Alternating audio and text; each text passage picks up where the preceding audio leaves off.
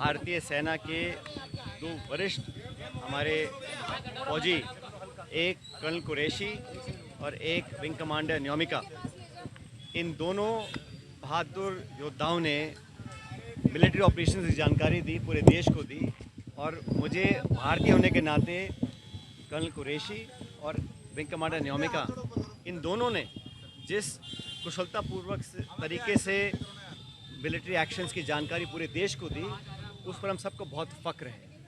और मैं समझता हूं कि जिस प्रकार मध्य प्रदेश के एक मंत्री ने अपशब्द का इस्तेमाल किया कर्नल कुरैशी के लिए विशेष रूप से, उस पर मुझे लगता है कि उनको सरकार में रहने का कोई अधिकार नहीं है। और भाजपा का जो शीर्ष नेतृत्व है, उनको माफ़ी मांगनी चाहिए कि हमारे वीर कर्नल कुरैशी, जिनकी तीसरी पीढ़ी फौज में काम कर रही है, उनके प्रति जो अनादर उन्होंने दिखाया है वो बिल्कुल अस्वीकार्य है और माफ़ी मांगनी चाहिए। कल फिर हमने देखा कि राष्ट्रपति ट्रंप सऊदी अरब की यात्रा पे गए और वहाँ पे एक बार और उन्होंने बड़े स्पष्ट रूप से कहा कि भारत और पाकिस्तान के बीच जो युद्ध विराम कराया गया वो उनके द्वारा कराया गया, और जो शर्त रखी थी उसमें व्यापार की मात्रा बढ़ाने के लिए उन्होंने प्रस्ताव रखा, जिस पर भारत और पाकिस्तान दोनों सहमत हो गए। बार बार अमेरिका के राष्ट्रपति जो ये बयान दे रहे हैं, उसका भी स्पष्ट, सटीक और उच्च स्तरीय लेवल पर कोई खंडन नहीं किया गया है। एक बात और हमने देखी कि जितनी बार भी सोशल मीडिया पर राष्ट्रपति ट्रंप ने अपना पक्ष रखा है इस पूरे मुद्दे को लेकर, उन्होंने एक बार भी आतंकवादी शब्द का इस्तेमाल नहीं किया, उन्होंने टेररिज्म का इस्तेमाल नहीं किया, उन्होंने कहीं भी पाकिस्तान द्वारा दशकों से नामी गिरामी विश्व प्रसिद्ध आतंकवादियों को जो पनाह दी है और जो भारत में लगातार मुंबई से लेके पुलवामा और पहलगाम में जो आतंकवादी हमले हुए हैं, उस पर पाकिस्तान का जो प्रूवन ट्रैक रिकॉर्ड है, उस पर एक शब्द नहीं कहा। और आश्चर्यजनक बात यह है, मोस्ट सरप्राइजिंगली, वो कश्मीर को बीच में लेकर आ गए। हमारे 26 निहत्थे सैलानियों को मौत की घाट उतारा गया, भारत पर आक्रमण बोला गया। बजाय इसके कि उसकी चर्चा वो करें, उन्होंने बेवजह कश्मीर मसले को हवा देने का काम किया। जो मसला बहुत पहले सेटल हो चुका, कश्मीर का मुद्दा द्विपक्षीय है, उसका अंतर्राष्ट्रीयकरण करना ये पाकिस्तान चाहता है। लेकिन हमने स्पष्ट कह रखा है, और आप सबको याद होगा 1994 में कांग्रेस की सरकार में संसद में सर्वसम्मति से एक प्रस्ताव पारित हुआ था कि पाक अधिकृत कश्मीर वो भारत का अभिन्न हिस्सा है। आज भी जम्मू कश्मीर की विधानसभा में पीओके की जो विधानसभाएं जो खाली हैं, वो सीटें आज भी खाली पड़ी हैं। और 1994 में जो हमने प्रण लिया था, भारत ने लिया था, किसी एक दल ने नहीं लिया था, संसद ने लिया था। आज समय आ गया कि एक बार दोबारा विशेष सत्र बुलाया जाए, जो कुछ अब तक घटा उस पर एक चर्चा हो। और मैं तो मानता हूं कि 1994 का जो प्रस्ताव था कि पीओके को हमें वापस लेना है, उसको दोबारा पारित किया जाए, क्योंकि लगातार ऐसी संभावनाएं बढ़ रही हैं कि कश्मीर को इंटरनेशनलाइज किया जा रहा है। और ये अमेरिका बोल रहा है कि हिंदुस्तान पाकिस्तान की कहीं हम एक न्यूट्रल साइड में मीटिंग करवाएंगे, तो ये मीडिएशन, थर्ड पार्टी इन्वॉल्वमेंट, ये भारत की दशकों पुरानी जो स्टेटेड पॉलिसी है उसके विपरीत जाता है। इसलिए 1994 के जो हमने प्रस्ताव पारित किया था, उसको दोबारा पारित करने का समय आ गया, ताकि पूरा विश्व देख सके कि पीओके के मुद्दे पर, आतंकवाद के मुद्दे पर, आतंकवाद को जड़ से ख़त्म करने के मुद्दे पर पूरा भारत एक है।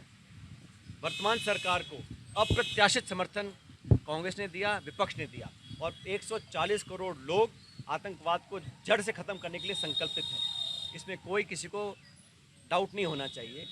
लेकिन दुर्भाग्यवश जो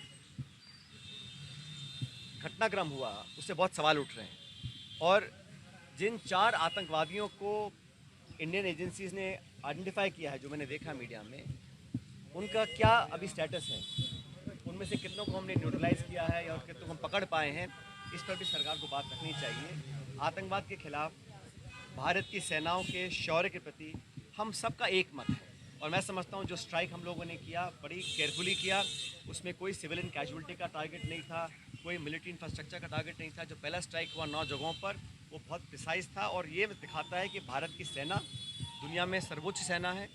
Indian army is the most professional army. और हमारे जो एयर स्ट्राइक रहा, स्पेसिफिक टारगेट था, प्रिसीजन बॉम्बिंग थे, उसका मैं समझता हूँ सबने स्वागत किया है।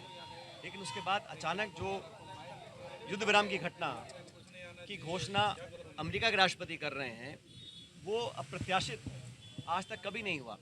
और प्रधानमंत्री जी ने स्टेटमेंट दिया, अच्छी बातें बोली और मैं उम्मीद करता हूँ कि सारी बातें सच हों, लेकिन उन्होंने अभी तक इस पर स्पष्टीकरण नहीं दिया कि जो सीज फायर हुआ वो इंक्रीज ट्रेड वॉल्यूम्स के को दिखाकर किया गया, कश्मीर में मध्यस्थता को स्वीकार कर किया गया।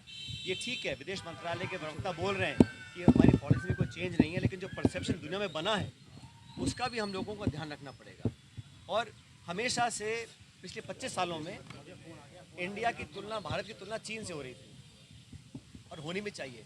पाकिस्तान जो एक फेल्ड स्टेट है, जहाँ पे आईएसआई और आर्मी देश को कंट्रोल करते हैं, वहाँ की सरकारों में इतनी ताकत नहीं है कि वो अश्योरेंस दे सके। जो अभी सीज फायर हुआ है, वो ऐसी क्या अश्योरेंस मिली है कि आने वाले समय में जो पाकिस्तान को IMF का लोन मिला है, जो अमेरिका उनसे इंक्रीज ट्रेड व्यापार की बात कर रहा है, जो उनके पास जो आर्थिक समृद्धि आएगी, क्या वो उस धन का, उस पैसे का दुरुपयोग करके दोबारा से आतंकियों को पनाह देने का काम नहीं करेंगे?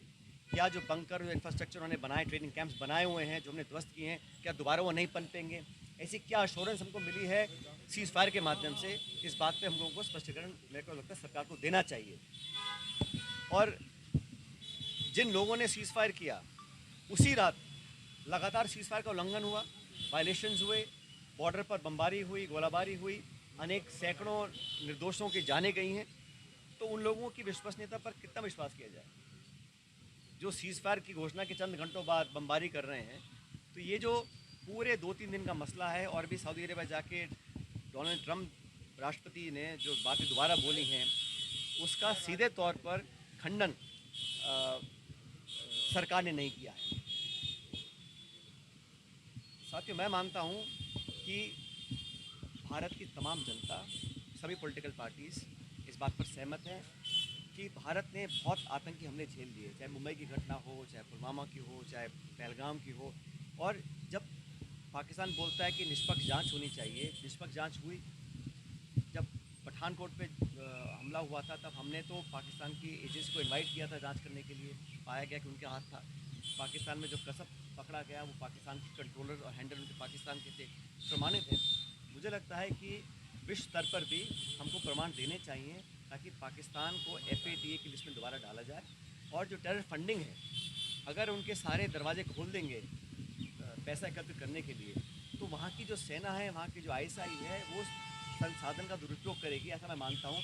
लेकिन अगर कोई विश्वास करने लायक बात की गई है, तो उसको सरकार को बताना चाहिए। अभी हम सब चाहते हैं कि भविष्य के लिए, अभी कहा गया है कि ऑपरेशन सिंदूर अभी ऑनगोइंग है, और मैं पूरा भरोसा करता हूँ हमारी वायुसेना पर, हमारी थल सेना पर। जो भी निर्णय वो लेते हैं, जो भी कार्रवाई वो करते हैं, उसमें पूरा समर्थन उनको है। हमारे जो सैनिक हैं, उनका शौर्य, उनका बलिदान, उनकी वीरता, उसका कोई सानी नहीं है। और पूरा भारतवर्ष हमारे फौज के साथ खड़ा रहेगा। हम तो सरकार के साथ भी हैं, लेकिन सरकार ने जब तक किया है उस पर भी क्लियरली अपनी बात रख नहीं पाए। और जो ट्रंप साहब बार बार बोले जा रहे हैं और रुक नहीं रहे हैं, उन्होंने पहले कहा कि मैंने सीज़फायर करवा दिया, अब कल वो बोल रहे हैं कि मैंने इनको व्यापार का लालच देकर दोनों को समझा दिया, भारत पाकिस्तान को। तो भारत की तुलना जो पाकिस्तान से हो रही है, वो कतई बिल्कुल ठीक नहीं है, क्योंकि कोई तुलना नहीं हो सकती। हम एक शांति प्रिय, लोकतांत्रिक, विकासशील, प्रगतिशील नौजवान देश हैं, जहाँ हम लोगों ने अमेरिका के साथ संधि करी, और इंडो-US न्यूक्लियर डील के बाद हम लोग एक डी फैक्टो न्यूक्लियर स्टेट बने। पाकिस्तान जिसने NPT पे साइन किया है, नॉन प्रोलिफरेशन ट्रीटी, उसके बाद AQ खान और बाकी सब लोगों के माध्यम से उल्लंघन कई बार किया गया है। तो जो तुलना हो रही है आज, वो दोबारा से इंडिया पाकिस्तान की हो रही है। तो the attempt to hyphenate India and Pakistan is not a welcome step. We have always been competing economically, militarily with China. Now the attempts have been to rehyphenate India and Pakistan, which I don't think is appropriate. We must strongly come out and stop that from happening, and we must mobilize the international community to make sure that Pakistan eradicates terrorism from its roots.